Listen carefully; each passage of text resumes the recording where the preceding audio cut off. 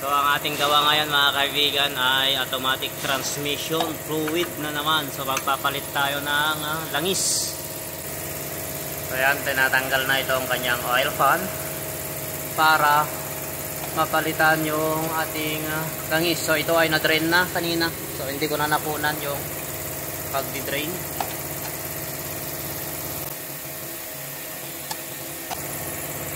Ang ating mekaniko ay si Mr. Evol. Shout out naman dyan, Mr. Evol. Shout out dyan sa Zamboanga City.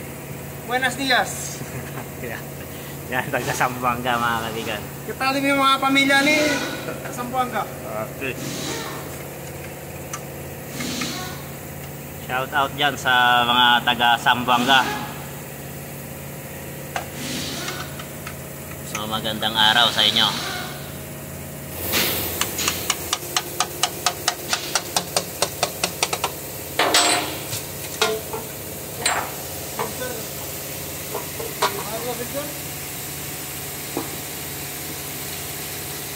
So ito yung ilalim ng ating transmission. So ito yung ating papalitan. Yung kanyang filter. So ito. Kailan kung bakit tumatagas. Laki ng kandito. Tama oh. Malalim. Pero kaya ng kanyang silikon, no? So, lalagyan natin ng silikon to, mga kaibigan. Yan, yan. So, yung cartel, yung ating lalagyan ng silikon, yung kanyang oil fan. Tapos, lagyan lang natin ng konti dito para ma-build upan. So, mapapansin nyo yan, ano? Ang laki. So, pagsundot to. Yung pagsundot niya naman dito, ay okay siya. So, pag-ingat-ingat tayo sa panunundot. Ito yung ginamit niya na panundot. Ayan.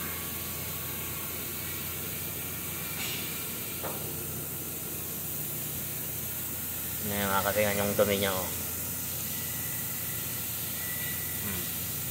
Dumi yan. Yung mga lining yan na naupod. Ayan o. Oh.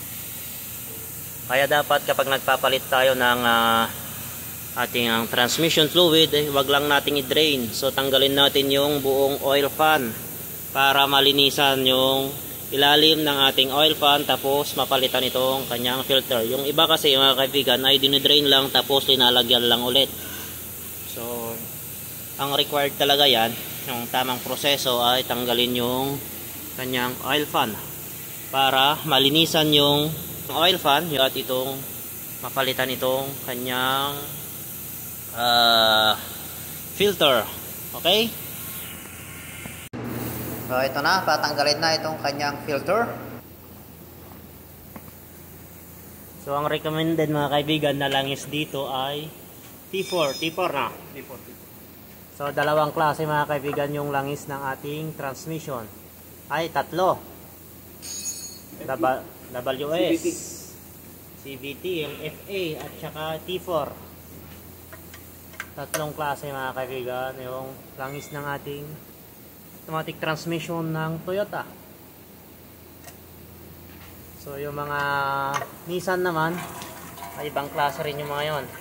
Nissan, yung Mitsubishi, so, iba rin yung mga pangalan ng langis nila.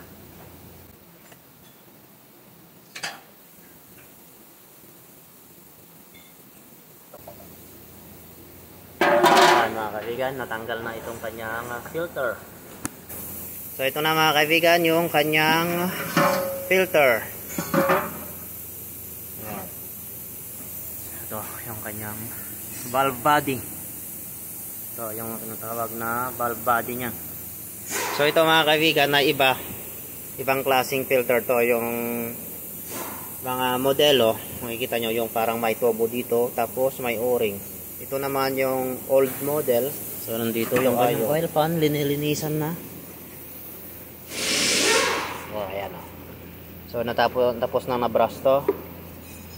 Makikita nyo, malinis na. Pero hindi pa nalinisan dito. So makikita dito yung kanyang mga lining na naupod, oh. So kaya dapat kapag nagpalit tayo ng oil ng transmission ay dapat tanggalin natin itong oil pan para malinisan natin dito sa kanyang ilalim. Yan, yung sinasabi kong ilalim sa kanyang loob. Tignan mo kung saan padumi yan. Yung magnet, no? May pati magnet.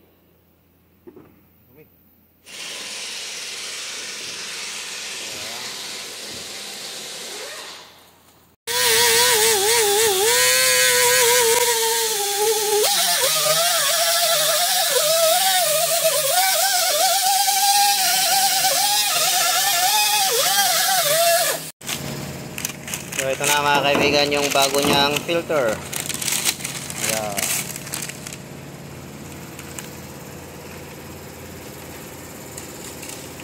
Okay. Good.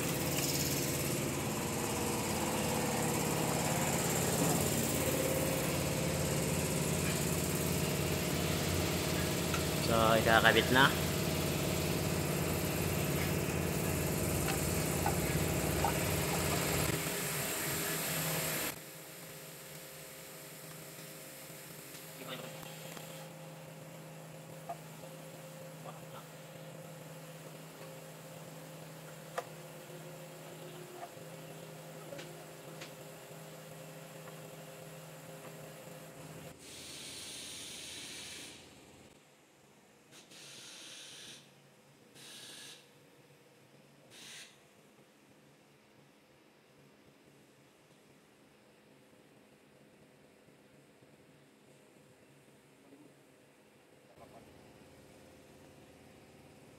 So ayan mga kaibigan ay pag naglagay tayo ng silicone nito ay medyo kapal-kapal natin kasi yung ating housing dito ay may tama. Lagyan din natin yun. Ayan. So ikakabit na itong kanyang oil fan. Tapos lalagyan na ng langis. Okay?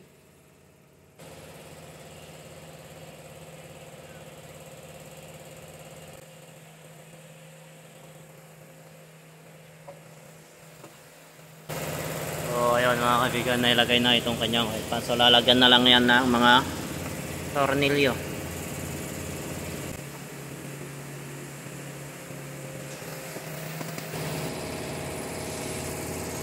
So ang langis na recommended dito mga kaibigan ay T4. So ito. Yan yung type ng ating langis ay T4. So linalagyan na ni Mr. Ebol ito ang ating sasakyan na kanyang fluid sa transmission. So dito mga kaibigan kung saan makikita yung kanyang paglalagyan sa kanyang dipstick ito. So hindi katulad yung mga ibang modelo, yung mga Land Cruiser na modelo na nasa transmission siya yung kanyang fill-in. Okay. So ayan mga kaibigan, tapos na naman tayo sa isa nating gawa.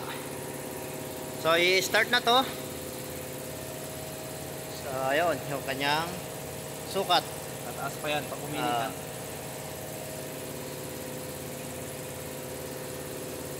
So kapag uminit yan ay pupunta sa hot. Ayan, start na natin itong ating sasakyan.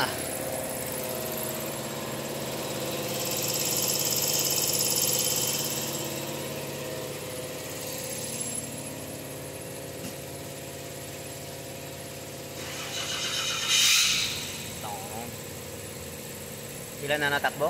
621 721. Honor nyo natakbo niya, no? 100,000. 600,000 na. So, ang natakbo niya mga kaibigan na 600,000 na. Talagang bawing-bawi na itong sasakyan na to, no? So, ito mga kaibigan na Street 6. So, ayan. Yung kanyang makina, oh. Malinis yung kanyang andar.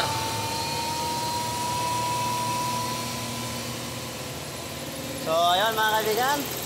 Kung nagustuhan mo itong aking video ay please paki-like and subscribe na lang, okay? Thank you mga kaibigan.